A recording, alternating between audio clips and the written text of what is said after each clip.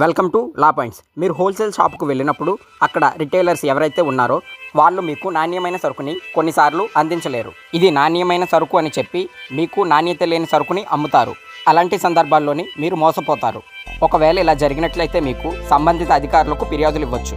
అలాంటి సందర్భాల్లోని మీరు భారతీయ న్యాయ సంహితలోని సెక్షన్ 350 ప్రకారం వాళ్ళపై కఠినంగా చర్యలు తీసుకునే అవకాశం ఉంది. అదేవిధంగా భారతీయ న్యాయ సంహితలోని సెక్షన్ 350 ఈ విధంగా చెప్తుంది: నాణ్యత లేని సరుకును మీరు కొనుక్కున్నప్పుడు, ఫర్ ఎగ్జాంపుల్ రేషన్ బియ్యాన్ని బాస్మతి రైస్ సంచిలో వేసి కొంతమంది రిటైలర్స్ సేల్ చేస్తూ ఉంటారు.